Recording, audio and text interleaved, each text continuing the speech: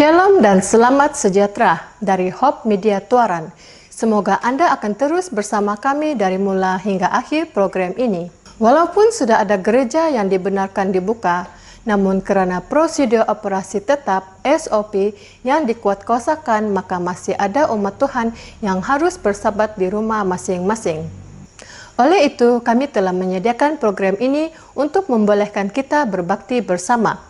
Seperti biasa, kita akan mulakan dengan satu lagu pujian, diikuti dengan doa di rumah masing-masing di mana sahaja Anda berada. Laporan mision akan disampaikan oleh Rachel dan seterusnya disusuli dengan ringkasan pelajaran sekolah Sabat oleh Elder Rampton. Dalam acara khotbah, kita akan mulakan dengan satu lagu pujian dan sekali lagi disusuli dengan berdoa di rumah masing-masing. Bacaan persembahan dan persepuluhan akan disampaikan oleh Tito Edizender. Baiklah, mari kita mulakan acara ini dengan menyanyi satu lagu pujian dari buku LPMI nomor 177, Berdiri Karena Yesus. Mari kita bernyanyi bersama.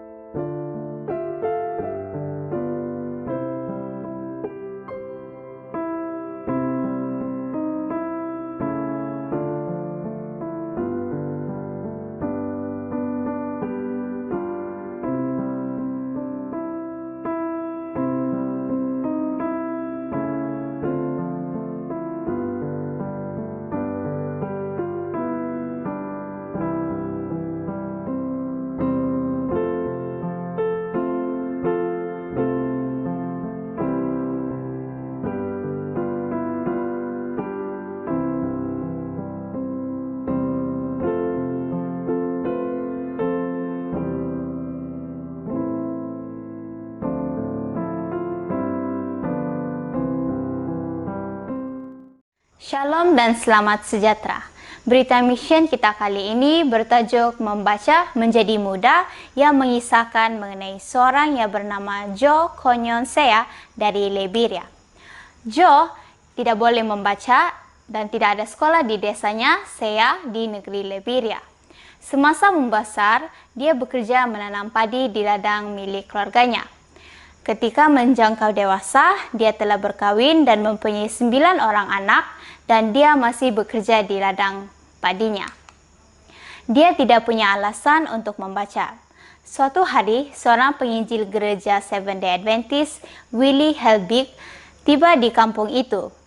Joe tertarik untuk belajar Alkitab, dan dia bersama penduduk kampung yang lain meminta penginjil itu untuk belajar bersama mereka. Willie setuju dan sebulan kemudian 50 orang dewasa di Senya dan dari kampung Dehyu yang berhampiran dibaptiskan. Willie, pendeta gereja Advent di Liberia yang pertama di Urapi, mengesyorkan kepada anggota gereja untuk menyebarkan berita Injil. Namun, Joe tidak tahu bagaimana melakukannya. Dia mengasihi Yesus dan dia ingin mengosikan Injil, tetapi dia sudah berusia 45 tahun dan tidak boleh membaca. Saya tidak boleh membuka Alkitab dan mengajarkan tentang Alkitab, katanya. Willie tidak khawatir. Dia mengundang Joe dan 5 anggota gereja yang baru dibaptis untuk menghadiri sekolah latihan Alkitab di Dehyu. Pada hari pertama kelas, Joe memandang kepada 5 lelaki di dalam kelas Willie. Tiada seorang pun di antara mereka yang pernah bersekolah. Tiada seorang pun di antara mereka yang boleh membaca, dan dia merasa sungguh selesa berada di dalam satu kumpulan yang setara. Willie berdoa dan memberikan Alkitab baru kepada setiap mereka. Kemudian dia membuka Alkitabnya sendiri dan menunjukkan kepada para pelajar bagaimana mencari ayat penting di dalam Alkitab. Dia membaca setiap ayat dengan gigih dan menjelaskan makna pada setiap perkataan. Joe berdoa dengan sungguh-sungguh. Dia tidak tahu bagaimana dia akan mengingati semua ayat yang telah dia baca. Dia ingin berbicara kepada orang lain tentang kedatangan Yesus yang segera, dan dia tidak tahu bagaimana dia melakukan itu. Setiap hari, Joe dan para pelatih yang lain bertemu dengan Willie untuk belajar Alkitab. Setiap hari juga, Joe berdoa agar Roh Kudus memberkati kelas mereka. Pada suatu hari, ketika Willie sedang melatih para pelajarnya mengkaji beberapa ayat penting di dalam Alkitab, Joe dapat perhatikan bahwa dia tidak punya masalah untuk mencari ayat-ayat itu sendirian. Ketika Willie membaca, dia dapat membuka Alkitabnya sendiri dan menemukan ayat itu. Dia memandang kepada teman-teman sekelasnya, mereka juga dapat menemukan ayat dengan mudah. Joe dan sahabat yang lain berdiri dan mulai membaca Alkitab dengan lantang sambil didengar oleh penginjil dengan hairan. Sekembali ke rumah, Joe mencoba membaca buku selain dari Alkitab. Tetapi dia tidak dapat mengerti sepatah kata pun. Dia mengambil buku lain, tetapi dia juga tidak boleh membacanya. Namun, dia dapat membaca Alkitab dengan mudah. Joe kemudian menjadi elder di gereja Seventh-day Adventist pertama yang didirikan pada tahun 1937 di desa Senya untuk melayani desa yang lain. Meskipun dia tidak pernah bersekolah dan dia dengan penuh semangat mengajar dan berkhotbah dari Alkitab di gereja baru yang terletak di desa New West. Dia meninggal pada tahun 2003 sekitar usia 90 tahun. Itu adalah pekerjaan Roh Kudus, kata anak lelakinya S.E. Josiah, 66 tahun yang juga adalah elder gereja. Roh Kuduslah yang memberikan pengetahuan dan Tuhan ingin agar perkabaran Advent ini sampai di wilayah kami.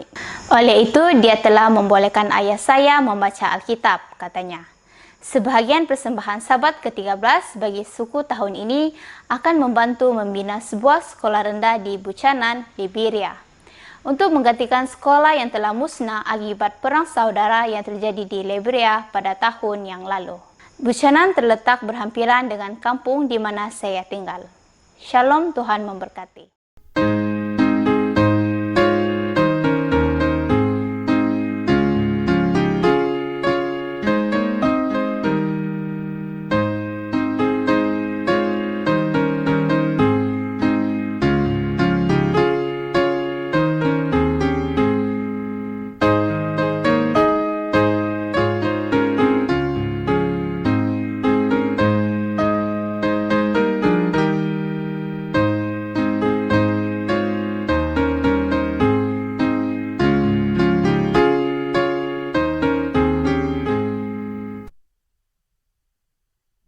Shalom dan salam sejahtera.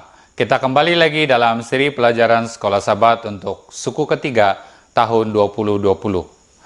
Tajuk pelajaran kita pada kali ini ialah Saksi yang Menang, Kuasa Kesaksian Pribadi. Ayat hafalan diambil dari Kisah 4 ayat 20. Sebab tidak mungkin bagi kami untuk tidak berkata-kata tentang apa yang telah kami lihat dan yang telah kami dengar. Apakah kesaksian pribadi? Kesaksian pribadi adalah tindakan berkongsi dengan orang lain apa yang Yesus telah lakukan di dalam hidup kita dan bagaimana Yesus telah mengubah hidup kita dan juga kehidupan orang lain. Ini adalah untuk memberitahu orang lain tentang rahmat Tuhan yang luar biasa dan betapa bersyukurnya kita akan keselamatan yang telah kita terima daripada Tuhan. Kesaksian pribadi juga adalah bercerita bagaimana Yesus mengasihi kita dan bagaimana kita mengasihi Dia. Berikut adalah topik yang kita akan bahas minggu ini. Pertama, kesaksian orang yang dirasuk setan, saksi yang tidak dijangka. Kedua, kesaksian Maria, sukacita yang berkelimpahan. Ketiga, kesaksian Petrus dan Yohanes, mustahil untuk berdiam. Keempat, kesaksian Paulus, pertobatan harian. Dan yang terakhir, kuasa pada kesaksian pribadi. Saksi yang tidak dijangka, Dekapolis. Perkataan Dekapolis datang dari dua perkataan, yaitu Deka bermaksud 10 dan polis bermaksud kota. Dekapolis adalah kota 10. Wilayah Dekapolis merupakan suatu kawasan yang mempunyai 10 kota, termasuklah pesisir-pesisir pantai Laut Galilea pada abad yang pertama. Kota-kota ini disatukan oleh bahasa dan budaya yang sama. Orang yang kerasukan ini dikenali ramai oleh penduduk-penduduk di wilayah itu. Dia menyebabkan ketakutan kepada semua orang, disebabkan oleh sifatnya yang ganas dan tidak dapat diramal. Yesus melihat di dalam dirinya seorang yang merindukan sesuatu yang lebih baik. Dan dengan mujizat Yesus, Ia telah menyelamatkan orang itu dari roh-roh jahat yang telah sekian lama menyiksanya. Kesaksian orang yang dirasuk syaitan. Orang yang kerasukan ini dikenali ramai. Orang itu dipulihkan secara fisikal, mental, emosi dan juga rohani. Selepas dipulihkan, dia mau tinggal bersama dengan Yesus. Namun, Yesus memilih dia untuk menjadi misionari pertama di kota itu. Misinya sederhana. Dia hanya perlu memberitahu orang lain tentang apa yang telah Yesus lakukan terhadap dia.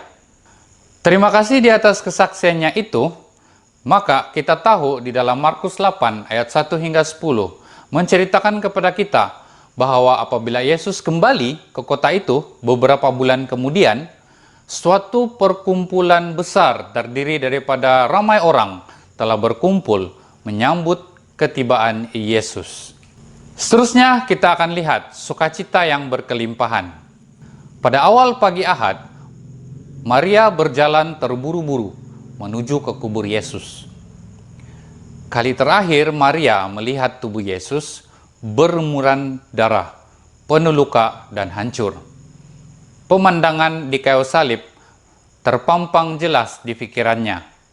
Sekarang dia hanya mau menjalankan tugasnya. Dengan penuh kedukaan, Maria berjalan menuju ke kuburan untuk mengawet tubuh Yesus. Kegelapan menyelubungi kehidupannya dalam keputusasaan. Masa depan sudah tidak menentu lagi dan hanya menjanjikan sedikit harapan. Namun, kedukaan Maria bertukar menjadi sukacita apabila Maria mendapati Yesus sudah bangkit. Lalu perempuan itu pergi memberitahukannya kepada mereka yang selalu mengiringi Yesus dan yang pada waktu itu sedang berkabung dan menangis. Tetapi ketika mereka mendengar bahwa Yesus hidup dan telah dilihat olehnya, mereka tidak percaya. Janganlah kita mengharapkan orang akan serta-merta mendengar dan percaya kepada kesaksian kita. Dengan pimpinan Roh Suci, Lambat laun mereka akan mendengar dan percaya. Kita hanya perlu melakukan bahagian kita sahaja setelah Yesus melakukan yang terbaik untuk diri kita. Mustahil untuk berdiam. Gereja Perjanjian Baru mengalami ledakan pertumbuhan anggota. Seramai 3.000 orang dibaptiskan pada hari Pentakosta. Kisah Para Rasul 2 ayat 41. Ribuan lagi ditambahkan ke dalam gereja beberapa minggu kemudiannya. Kisah Para Rasul 4 ayat 4. Tidak berapa lama kemudian, pihak berkuasa menyadari apa yang berlaku. Umat-umat percaya Perjanjian Baru ini telah bersama-sama dengan Kristus. Hidup mereka diubah. Mereka diubah oleh rahmat-Nya dan mereka tidak dapat berdiam diri. Mari kita baca di dalam Kisah Para Rasul 4 ayat 13. Bagaimana ketika sidang itu melihat keberanian Petrus dan Yohanes dan mengetahui bahwa keduanya orang biasa yang tidak terpelajar. Heranlah mereka dan mereka mengenal keduanya sebagai pengikut Yesus. Kesaksian Petrus dan Yohanes. Perubahan yang terjadi atas Petrus, Yohanes, dan Thomas, dan murid-murid yang lain, membuat orang ramai menjadi hairan. Namun mereka menyadari bahwa perubahan yang berlaku ke atas mereka adalah karena mereka pengikut Yesus. Mereka telah diubah, membuat banyak perubahan. Petrus yang sebelumnya hanya bergantung kepada diri sendiri, kini bergantung sepenuhnya kepada Kristus. Yohanes yang digelar anak guntur, kini digelar murid yang kekasih. Thomas yang ragu-ragu dan tidak percaya menjadi orang yang dipercaya. Setiap rasul mempunyai pengalaman yang berbeza, namun mereka dapat berkongsi kesaksian pribadi dan unik. Saudara-saudari yang dikasihi Tuhan, Yesus juga sudah mengubah hidup kita. Kita juga harus berkongsi pengalaman pribadi kita sebagai tanda perubahan dan kesaksian kita sendiri. Pertobatan harian. Pertobatan adalah satu tindakan harian. Di dalam Kisah Para Rasul 26, kita mendapati Paulus sedang berdiri sebagai seorang banduan di hadapan Raja Agripa. Di sini, dia berbicara langsung kepada Raja. Paulus memberikan kesaksian pribadinya, bercakap tentang kehidupannya, bukan saja sebagai penganiaya pengikut-pengikut Yesus, tetapi kehidupannya di kemudian hari selepas pertobatannya, yaitu kehidupannya sebagai saksi Yesus dan janji kebangkitan bagi orang yang mati. Kisah Para Rasul 26 ayat 8. Pertobatan Paulus adalah salah satu peristiwa yang paling menakjubkan. Penglihatannya tentang Yesus yang dibangkitkan telah mencetuskan suatu perubahan ketara di dalam hidupnya. Semasa berkongsi kesaksian, Paulus tidak hanya bercakap tentang perubahan sekali dalam hidupnya. Dia menjelaskan bahwa Tuhan bekerja dalam hidupnya. Pertobatannya diperbaharui setiap hari. Saya mati setiap hari, katanya di dalam 1 Korintus 15 ayat 31. Bersaksi bukanlah mengenai diri kita, tetapi mengenai Tuhan. Ia adalah mengenai mengungsikan pengampunannya ke atas dosa-dosa kita. Berkat berkelimpahan yang Tuhan berikan setiap hari. Rahmat kurnia kasih-Nya yang tidak putus-putus dan kasih-Nya yang abadi. Kuasa pada kesaksian pribadi. Herod Agripa II dibesarkan di Rom di bawah perlindungan Maharaja Claudius. Dia diberi kerajaan yang kecil, yaitu Chelcis, dan ditauliakan untuk mengawasi dan menyelia bait suci di Yerusalem. Dia menunjukkan kepada rakyat kerajaannya bahwa dia menuruti tradisi Yahudi. Paulus mempamerkan sikap kebaikan hati kepada raja yang ragu-ragu dan sinis ini. Dia mengucapkan terima kasih kepada Agripa karena memberinya kesempatan untuk berkongsi kesaksian pribadinya. Kesaksian Paulus sesekali terganggu. Oleh itu dia membuat suatu panggilan pribadi kepada Raja Agripa. Katanya, "Adakah kamu percaya?" Raja Agripa menjawab kepada Paulus, "Hampir-hampir saja kau meyakinkan aku menjadi orang Kristen." Apa yang Tuhan telah lakukan dalam hidup kita boleh menyebabkan kesan yang sangat kuat kepada orang lain. Kita dapat menunjukkan kepada mereka bagaimana keadaan hidup yang menerima dan ditebus oleh Yesus. Dan kita dapat memimpin mereka berserah kepada Tuhan. Mari kita baca dan dengar nasihat daripada pena inspirasi.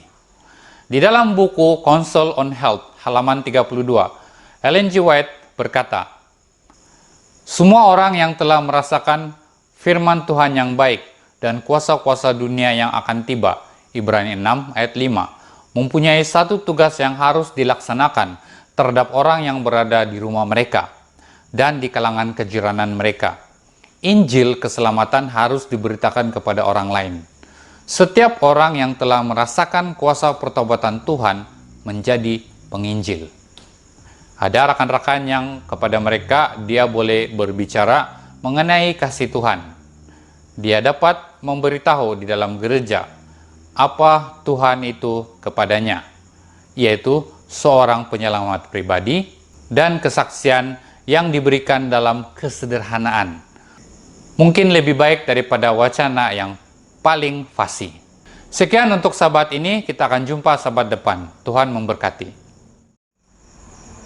Kita teruskan dengan cara kebaktian kita dengan menyanyi lagu pujian yang terdapat di dalam LPMI nomor 199, Tuhan Batu Karang Kita. Mari kita nyanyi bersama.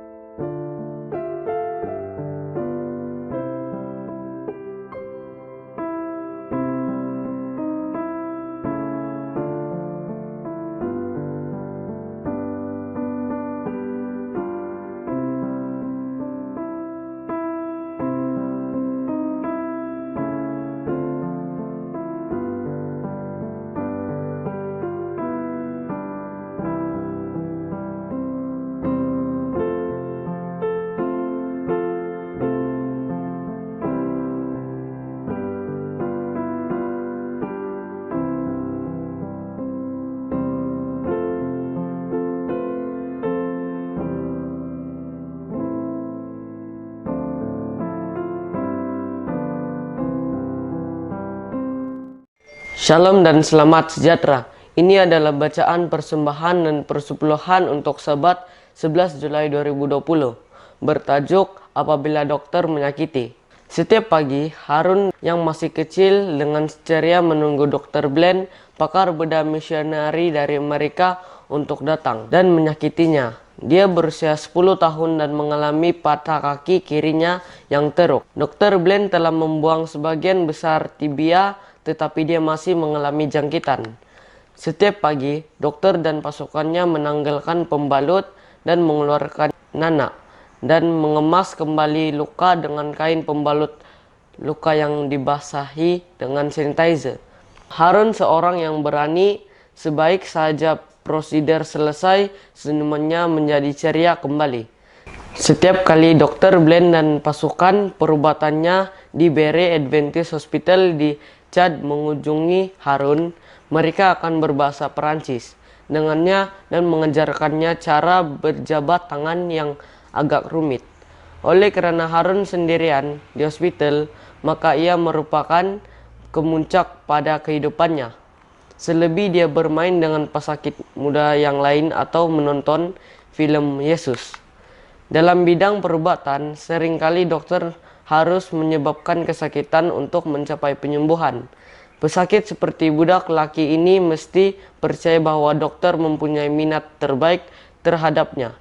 Dalam Matius 19 ayat 13, anak-anak mendekati Yesus untuk meluangkan masa berada dalam hadiratnya, mempercayai dia untuk memberkati mereka. Adakah Anda mempercayai Tuhan untuk menjaga Anda? Adakah Anda mempercayai Dia untuk mengambil persembahan Anda dan memberkati mereka yang sakit di dunia? Rayuan sebagian daripada persembahan dan pemberian biasa Anda hari ini secara otomatis akan dikirim ke dana misi dunia untuk menyokong pelayanan di lebih daripada 400 keluarga misionari. Anda juga dapat memberikan secara langsung kepada misi dunia di samping janji persembahan biasa dan sistematik dengan menulis World Mission Offering pada sampul surat perpuluhan Anda, atau dengan mengunjung giving.adventistmission.org, kemudian mengklik My Donation is For dan memilih World Mission Offering. Terima kasih terlebih dahulu atas pemberian Anda yang bermurah hati. Sekarang kita memungut persembahan dan persepuluhan.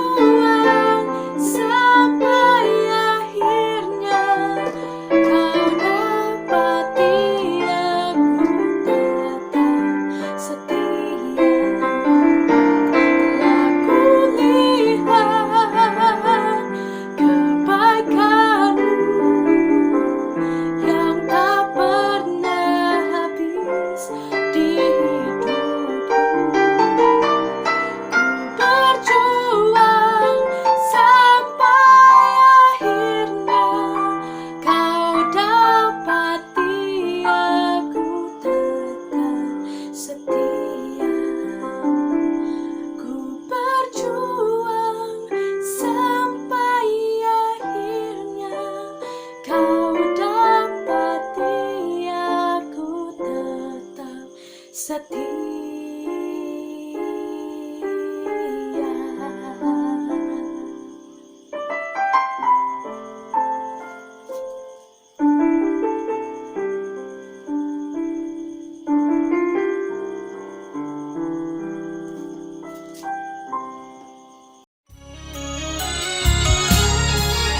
Siapkan hatiku Tuhan untuk dengar firman-Mu saat ini.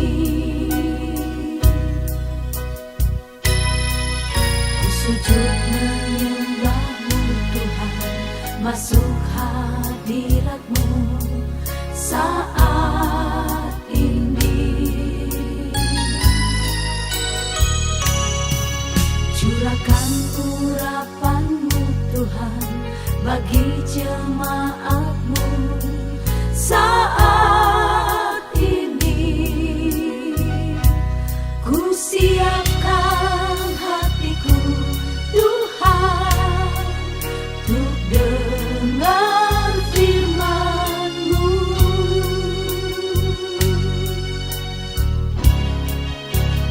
Firman-Mu tiada berubah,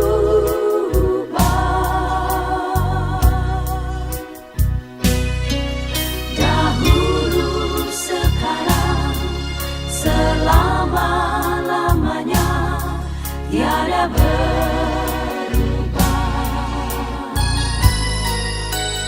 Firman-Mu penolong hidupku, ku siapkan hatiku Tuhan untuk dengar firman-Mu.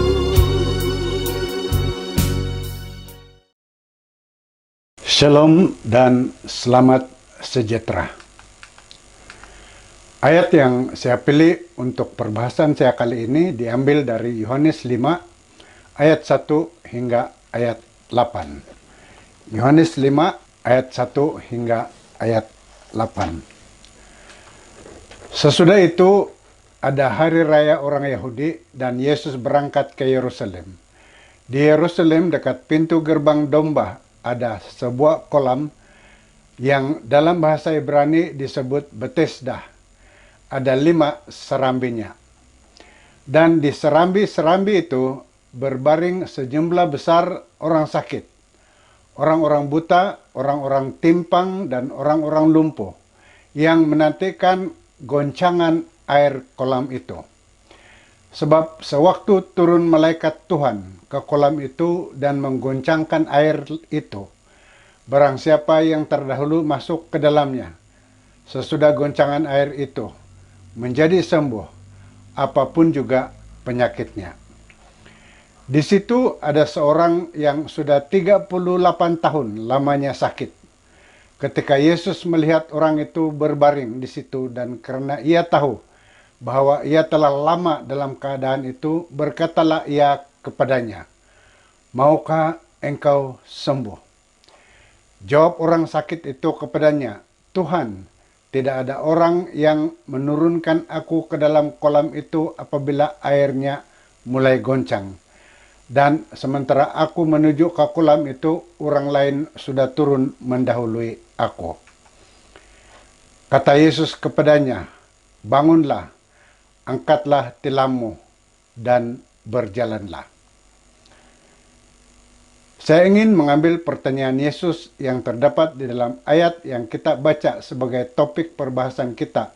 Dan juga saya mengundang Anda untuk menyelami pertanyaan Yesus ini. Karena pertanyaan ini juga adalah untuk kita pada hari ini.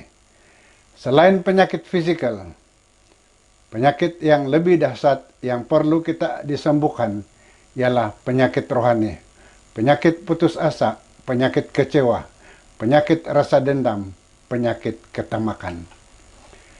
Dan Yesus bertanya kepada kita, "Maukah engkau sembuh?" Mari berdoa. Bapa di surga, saat kami belajar firman Tuhan, biarlah kami dihujani dengan urapan roh langsung dari surga, agar dalam jarak kami berjauhan, kami tetap dekat antara satu sama lain dan dekat dengan Tuhan. Dalam nama Yesus kami berdoa. Amin. Maka di dalam cerita yang kita baca ini, kita dapati Yesus berjalan di kota Yerusalem bersama murid-muridnya apabila mereka tiba di sebuah kolam yang disebut kolam Bethesda, di mana ramai orang sakit menanti-nantikan di tepi kolam itu untuk terjun ke dalamnya dan disembuhkan. Cerita ini bermula sesudah hari raya orang Yahudi dan Yesus berangkat menuju ke Yerusalem. Pada hari itu adalah hari Sabat. Di Yerusalem dekat pintu gerbang domba ada sebuah kolam yang dalam bahasa Ibrani disebut Bethesda. Ada 5 serambinya. Kolam Bethesda ini masih dapat dilihat bekasnya pada hari ini di Yerusalem.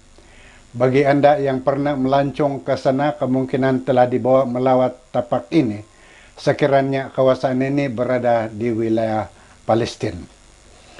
Jika ia berada di wilayah Israel, maka sudah tentu rakyat Malaysia tidak dibenarkan memasuki kawasan tersebut. Apapun, kolam ini masih ada peninggalannya pada zaman sekarang. Sejumlah besar orang sakit, orang buta, orang timpang, dan orang lumpuh menanti goncangan air kolam itu. Nama Bethesda berasal dari bahasa Ibrani Beth Chesed. Beth berarti house atau rumah, dan Chesed berarti mercy atau kemurahan atau belas kasihan. Jadi Bethesda berarti a house of mercy. Bethesda adalah suatu rumah atau tempat bagi orang-orang yang tidak tahu kemana hendak pergi. Bolehlah dikatakan bahwa tempat ini adalah tempat tumpangan bagi mereka yang tidak punya tempat tinggal. Di dalam ayat tadi kita baca bahwa ada waktu tertentu turun malaikat Tuhan ke kolam itu dan menggoncangkan air itu. Dan barang siapa yang terdahulu masuk ke dalamnya, sesudah goncangan air itu menjadi sembuh, apapun juga penyakitnya. Sebelum saya teruskan, ada satu isu penting yang kita mau perjelaskan sehubungan dengan cerita ini.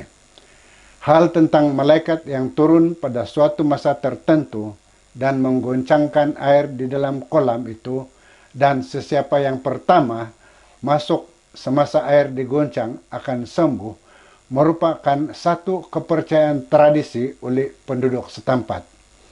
Tiada rujukan lain di dalam Alkitab yang menyatakan perkara ini sememangnya berlaku, dan ia bercanggah dengan prinsip dan ajaran Alkitab. Kemungkinan besar Yohanes menulis seperti demikian karena dia melihat peristiwa itu dari sudut pandangan orang yang sakit itu dan berdasar kepada tradisi pada zaman itu yang percaya bahwa hal demikian memang berlaku. Alasannya ialah bahwa hal itu tidak serasi dengan cara Yesus menyembuhkan, karena Yesus tidak akan memberikan kesembuhan kepada mereka yang paling kuat dan paling cergas dan yang pertama masuk ke dalam kolam itu.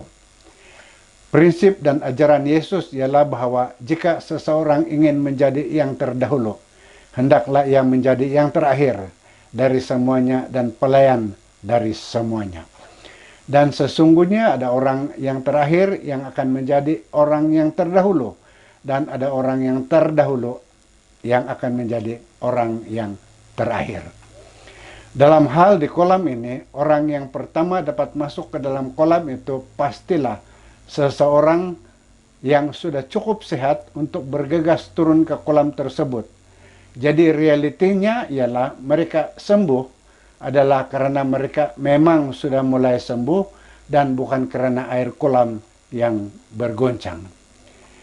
Mari kembali kepada inti cerita kita. Ayat ini memberitahu kita bahwa di situ ada seorang yang sudah 38 tahun lamanya sakit. Ketika Yesus melihat orang itu dan berbaring di situ, dan karena dia tahu bahwa dia sudah terlalu lama dalam keadaan itu, maka Yesus menghampiri dia dan bertanya kepadanya, "Maukah engkau sembuh?" Orang sakit itu menjawab, Tuhan, tidak ada orang yang menurunkan aku ke dalam kolam itu apabila airnya mulai goncang. Dan sementara aku menuju ke kolam itu, orang lain sudah turun mendahului aku. Lalu Yesus berkata kepadanya, bangunlah, angkatlah tilammu, dan berjalanlah. Serta-merta pada saat itu juga sembuhlah orang itu, lalu dia berdiri dan menggulung tikar tempat dia berbaring.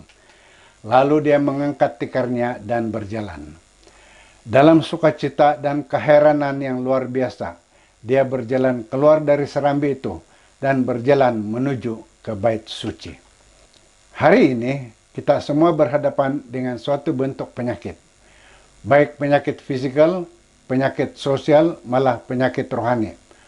Khususnya dalam kita diam-diam diri, Yesus berbisik di telinga kita, maukah engkau sembuh?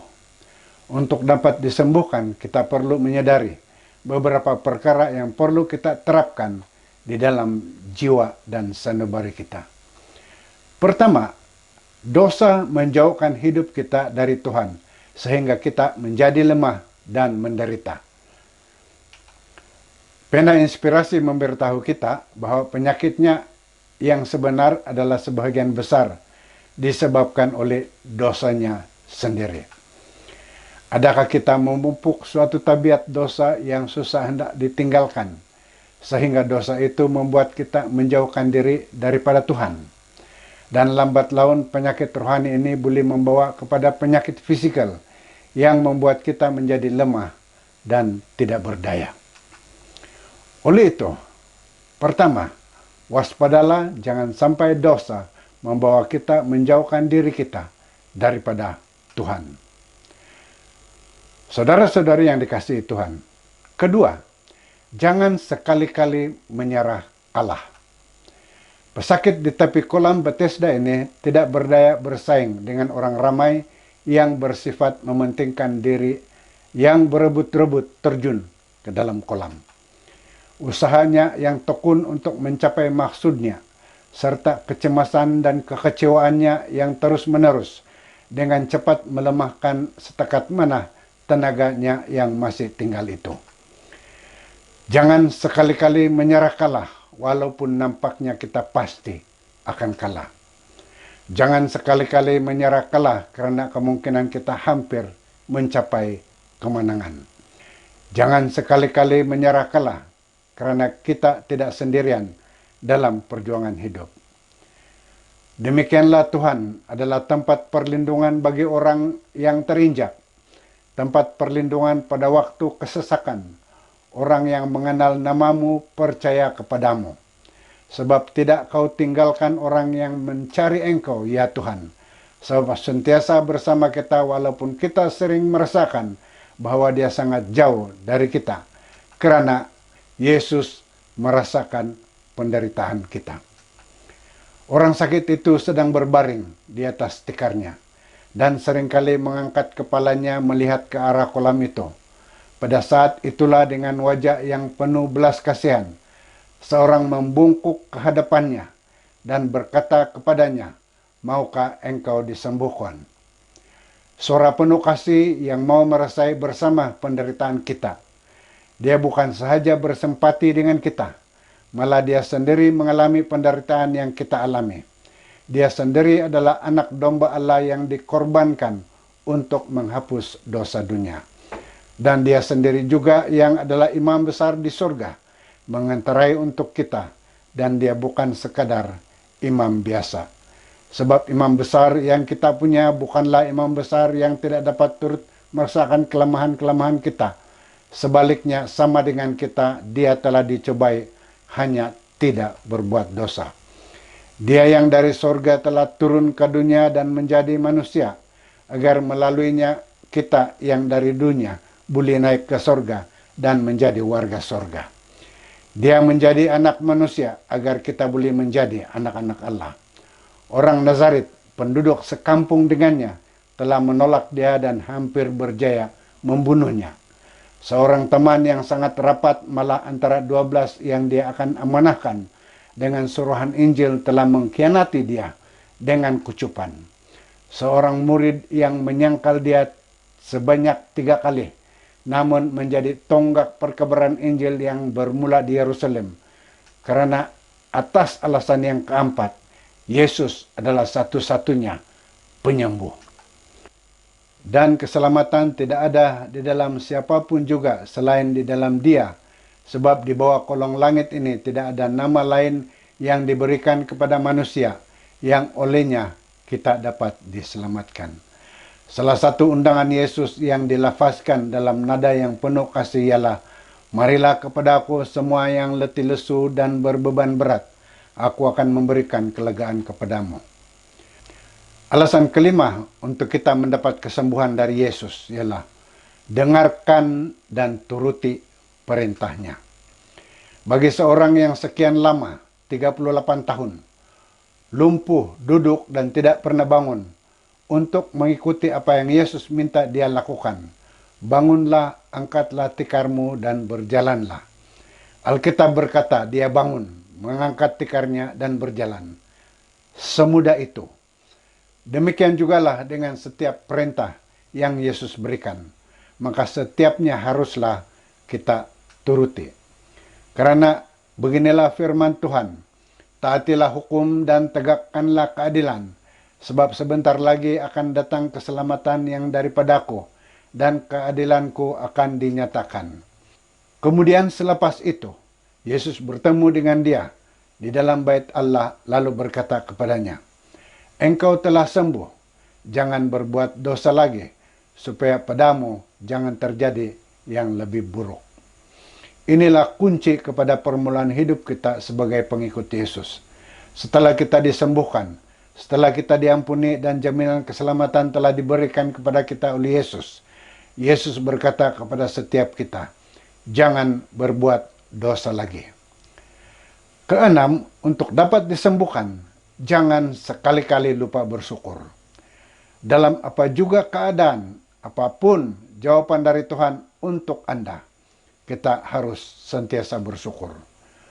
Orang yang telah disembuhkan itu keluar, lalu menceritakan kepada orang-orang Yahudi bahwa Yesuslah yang telah menyembuhkan dia. Dia menyatakan rasa kesyukuran atas apa yang Yesus telah lakukan untuknya. Sedang penonton yang dikasihi Tuhan, mengucap syukurlah dalam segala hal, sebab itulah yang dikehendaki Allah di dalam Kristus Yesus bagi kita. Bersyukurlah apabila kita sering tertanya-tanya, karena itu memberikan kita kesempatan untuk belajar dan mengetahui. Bersyukurlah untuk masa-masa yang sukar, karena pada masa itulah kita bertumbuh. Bersyukurlah untuk segala keterbatasan, karena itu memberikan kita peluang untuk berkembang. Bersyukurlah untuk setiap cabaran baru yang kita hadapi, karena itu akan membina tabiat kita dan menguatkan kita. Bersyukurlah setiap kali kita berbuat silap, karena itu akan mengajar kita tentang kesadaran dan memberikan pelajaran yang sangat berharga bagi kita. Bersyukur untuk cukai yang perlu kita bayar, karena itu berarti kita masih punya pekerjaan. Bersyukur untuk rumah yang berselerak selepas dikunjungi rekan-rekan, karena itu tandanya kita masih dikelilingi oleh teman-teman. Bersyukur untuk pakaian yang semakin sempit dan ketat, karena itu maknanya kita masih berkecukupan dalam soal makanan. Bersyukurlah untuk bayang-bayang yang sentiasa mengajar kita, karena itu artinya kita masih boleh berjalan di dalam terang. Bersyukur untuk rumput yang perlu dipotong, jendela yang harus dibersihkan, atap yang bocor dan perlu diperbaiki, tiang dan alat perabot yang dimakan anai-anai, karena itu maknanya kita masih punya rumah untuk kita diami. Bersyukur untuk kereta yang hampir usang, tidak setanding kereta jiran, sebab karena itu artinya kita masih ada kereta untuk dipandu. Bersyukurlah untuk kasut yang dibeli dari kedai terpakai, karena kita masih ada kaki yang kuat untuk berjalan. Bersyukur untuk kerja dan tugas yang kian bertimbun, karena itu maknanya kita masih dipercayai oleh majikan kita. Bersyukur untuk orang yang sentiasa merungut dengan kita, Karena itu maknanya ada orang yang masih mendengarkan kita. Bersyukur untuk sejumlah kain yang perlu dicuci dan digosok. Karena itu artinya kita masih memiliki pakaian untuk dipakaikan.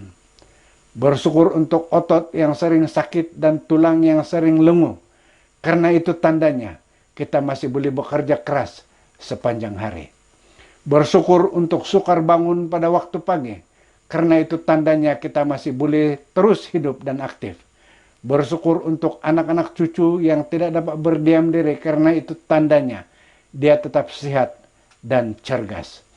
Bersyukur untuk teguran yang menyakitkan hati. Karena itu bermakna ada orang yang prihatin terhadap kita.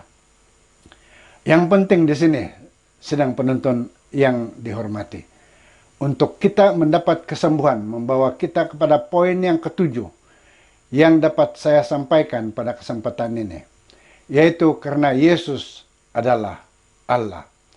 Sebab itu orang-orang Yahudi lebih berusaha lagi untuk membunuhnya, bukan saja karena dia meniadakan hari Sabat, tetapi juga karena ia mengatakan bahwa Allah adalah Bapanya sendiri, dan dengan demikian menyamakan diri dia dengan Allah. Hukum pertama dan kedua di dalam 10 perintah Allah ialah, Akulah Tuhan Allahmu, jangan ada padamu Allah lain di hadapanku. Jangan berbuat bagimu patung yang menyerupai apapun yang ada di langit di atas, atau yang ada di bumi di bawah, atau yang ada di dalam air di bawah bumi. Ramai orang yang mengaku Kristen mengikuti Yesus, tetapi apabila dalam keadaan tertekan, dalam keadaan tertentu, di sebalik memandang kepada Yesus, mereka memandang ke arah lain. Masih ramai orang yang apabila sakit mencari dukun, bomo, dan yang semacam dengannya, dengan harapan untuk mendapat kesembuhan. Sedangkan kita ada Yesus. Dia yang mengampuni segala kesalahanmu, yang menyembuhkan segala penyakitmu. Jika masalah kita besar, Tuhan kita lagi besar. Jika apa yang menghalang kita terlalu besar, Yesus adalah yang lebih besar. Dia telah merentas alam semesta untuk tiba di dunia ini demi Anda dan saya. Marilah, baiklah kita berperkara firman Tuhan. Sekalipun dosamu merah seperti kermisi, akan menjadi putih seperti salju. Sekalipun berwarna merah seperti kain kesumba, akan menjadi putih seperti bulu domba. Marilah hari ini juga datang kepada Yesus dan mendapatkan kesembuhan sejati yang hanya Yesus boleh berikan. Shalom, Tuhan memberkati Anda.